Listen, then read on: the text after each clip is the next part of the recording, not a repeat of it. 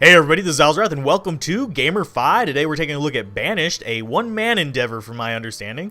It's by Shining Rock Software, which, from what I've been told, is a single developer, a single person doing all of this, which is quite astounding in and of itself. This game is a kind of cross between a survival game and Sim City, if that makes sense to you, and I actually quite enjoy it. I enjoy playing it kind of off camera. It's one of those few games that I find myself kind of hopping into quite frequently. First, we're going to go into the options because I want to give him credit on the amount of detail that he has in here as far as the game goes.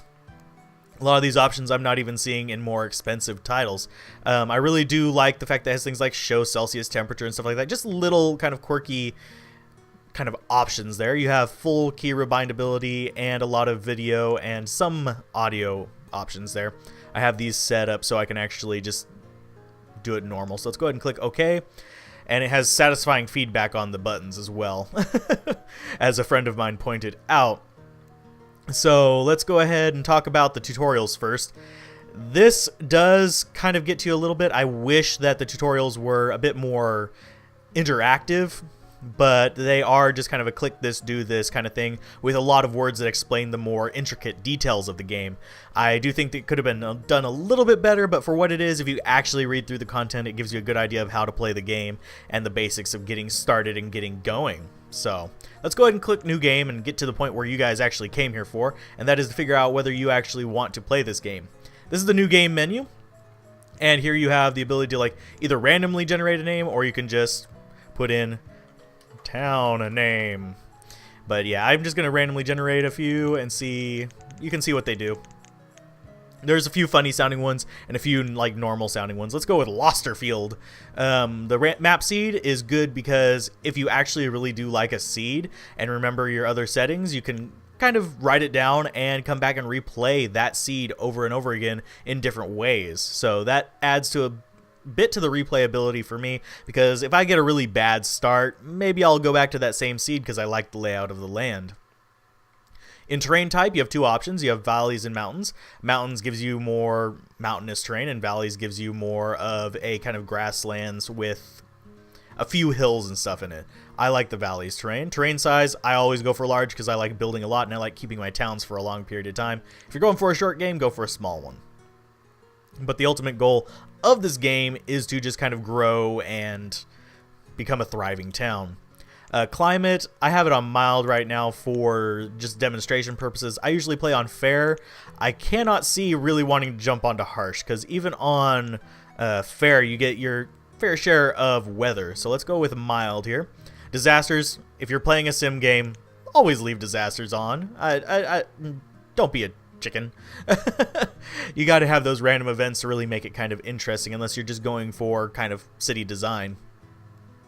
As far as the starting conditions, this is where a lot of variety comes in. On the hard setting, you actually just start with a little cart rather than a whole storage shed, like you can sort of see in the background a little bit. And you don't start with any seeds or farming stuff in general, so you're kind of living right off the land. In medium, you start with some seeds, you start with just some basic supplies that you can really use, and you start with 5 families, which is pretty nice, because 5 families gives you more people working, whereas on hard, you only start with 4 families. On easy, you start with 6 families, a whole extra family there, which means you do have to house these people, but you start with a lot more supplies and you have a bunch of homes and stuff already built. So yeah, you don't really have to worry too much. Let's go with medium though, because that'll give you a little chance to understand the build up. So let's go ahead and click OK, and as soon as we get in, I'm going to go ahead and pause it. But while we're on the loading screen, I'm going to say that yes, loading is going to take a little while because I am recording. Eats up a lot of processing power, but I find this game quite interesting, and it very much kind of nicely combines the survival aspect with the city building aspect, and things don't ever seem to feel like they're getting too large to manage. Now, I can see a point where you'd be running out of like land to maintain yourself, which could be an issue, but I don't really see that as being a huge problem because you do have trade in this. Trade being your only real interaction with the outside world beyond your town. And here we have it starting up, and everybody's heading to the supply place to get some tools. Now, starting out, the interface is quite bare bones. That's usually why I jump down here and immediately just start setting up my basics. So let's go ahead, get the map over here, the event log. These are the things that I usually keep open. You have other options down here. You have jobs that your people basically have to have.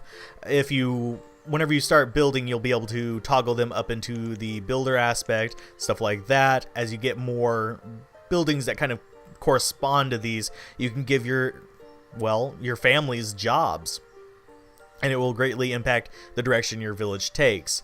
There are some balance issues with some of them, like some of them don't generate enough food. For example, let's see, fishermen, for me, just never really, I can't get it to go in an ideal fashion, but there are other ways to gain food besides just that. So it kind of promotes that, and even the balance of the diet is something taken into account. Now, as far as moving around, I find the best way to be with the WASD, and you can even rotate the camera with what would normally be your strafing buttons, which is Q and E, which is kind of nice, but I usually don't find myself changing the rotation very often. Now, on each village, you're going to have a main river, which is kind of important because that's your trade route. That's how you're going to get supplies and stuff like that. And you also generally have a few lakes and a few minor rivers going through, which can be food sources as well. And something interesting is with the fishing, you can actually overlap them, and it will impact the ability of the second fishery to get a fish income there. And you have a whole bunch of windows you can pop up to see what your limits on storage and stuff like that are, which is kind of nice.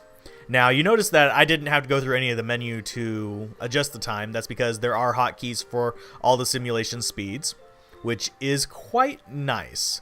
I have it paused right now. I can put it on play, and you can go up to, I believe it's either 5 times or 10 times. I forget which one just off the top of my head. But as with all building games, you have things that you need to build.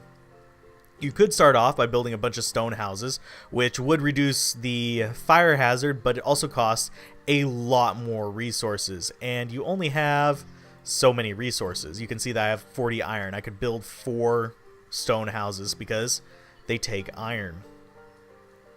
So that's something to definitely take into account. For now, I'm just going to go like an absolutely horrible starting route, and I'm going to go ahead and build this thing called a boarding house. If you know what a boarding house is, you know what that's going to do. Now, since none of my people are assigned to being builders, I'm going to have to open this up and actually bump them up. And it says how many you need for the optimal building with this. I'm only going to put 2 on that, though, because I need people doing other things, such as just manual labor around town. Now, you may notice my area here is a little bit cramped. I can't build too many more homes or anything like that in this little space in front of me, which is a little bit frustrating, but that's why you can clear the forest. The terrain modifications in this are very important. You have a few options here. You can like remove structures, but you want to remove resources or harvest trees or collect stones or anything like that. So you could just grab this and drag it across there, and it'll highlight any resources, and now any of your laborers will go and gather that. Really nice. Now, you'll need these supplies to build the rest of the structures, like, well, not normal roads, but the stone roads, which really improve travel. Dirt roads don't do so much, and you'll need it for bridges to get across things, such as the river. And there are tunnels to get through the mountains as well, because your guys can't quite get over that very easily. So that's a definite important thing. You have your storage barn, which is that one right there, which holds things like food, coats, and your tools and stuff like that, whereas the stockpile holds basically your raw materials and outdoor storage, things like firewood, stone, and logs, as you can see there. You also have the ability to set up a trade market, which allows your people to trade amongst each other, and you have a trading post, which needs to be partially in the water. Let's go ahead and rotate this around. You can see that you can get it right up there, and then your guys will start being able to trade. Has the ability to store many of the things that you would be trading as well. You also have basically important town buildings, such as a well, which is important for firefighting. That's basically your firefighters in SimCity. You have schools, which in my first playthrough, I think I built it too early, although I do like having the educated citizens. That just makes me feel good. Hospital is to deal with your health. This is the overall health of your area, but if you click on the person, you can see their individual health and their age and all that other funny stuff, which is kind of useful. You have Town Hall, which is basically your census and kind of center of town kind of thing. I haven't actually built one of those, so I'm not entirely sure what it does. And the chapel provides like a happiness kind of bonus to your people, which is slightly important, but is again another thing that I haven't really dealt with in great detail. Now, you also have cemeteries because your people will get old and die. Just as they are young when they start out, they will eventually grow old and die and have to move on to another generation. This means that keeping your people moving forward through time is a very important thing. So, yeah, you have to watch that, and cemeteries help reduce the sadness from that. A very important thing early on is also the food production, which you have a decent variety here. You actually have the ability to build pastures for domesticated animals. You can fish, which I haven't found is real effective, but it is something to consider as a food supply or an alternate food supply. Hunting cabins, from what I hear, are one of the better ones, but I have not used them in great effect. Gatherers actually help you get herbs and stuff for a variety of things, but that one's mostly roots and berries. You actually have another one for kind of healing your people. Crop fields give you seeds, and orchards are, again, another fairly explanatory thing. But Herbalist here is kind of the healing counterpart to the Gatherer's Hut, in that it'll go out and gather like mosses and stuff like that, and provide a little bit of health recovery for your people and keep them from getting as sick. It's kind of like a weaker version of the hospital. And I think, if memory serves, it also helps the hospital, but I'm not positive on that one. I'd have to double check the wiki. You have basically these for renewable resources as well, such as the Forester's Lodge, which will cut down and maintain a small area of forest, which will get you wood and replant the trees so you don't really run out of them. This is kind of important for the longevity of your town because, as you can see, not everything's a renewable resource. These trees, once they're chopped down, are gone. You do need coats for the winter, which is why you have the tailor. You have a tavern, which is kind of like the beer version of the church there. Keeps your people happy. And you have things like the mine and the quarry, which get you iron and stone, respectively. Now, the woodcutter is kind of a unique thing. As I haven't mentioned yet, there are seasons in this. During the summer season, which we're actually in early spring right now, if you hadn't noticed that already, early spring you're not going to use much firewood, so it's going to sit in there and is going to go into the houses to keep the people warm.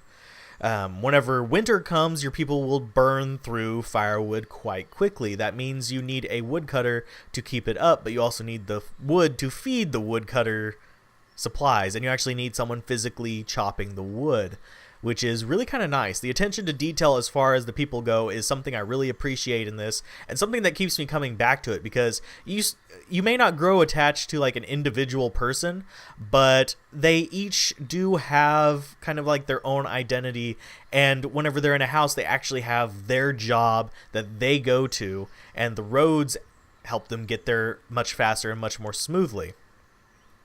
So you're paying attention to a city development on essentially the ground level. You're not bogged down in whether you need an oil refinery or a nuclear power plant, but instead you're thinking of, okay, I have 10 people who can physically work in this town, and I have to divide them in a manner that will allow them to survive and grow and get more population, which I think is a really neat concept, and that's one of the reasons why I continue to play this game in my free time. If I thought I could do an LP of it and actually have it be semi-entertaining, I would do that, and I see a lot of people actually being successful with that, and I highly recommend you checking out this game. I'm going to go ahead and wander up here and look at the deer, because it is quite fun, and here, I'll unpause it so you can see the people moving around, even though I won't keep this town. They've got to get their tools, which do break, and start building and doing their job.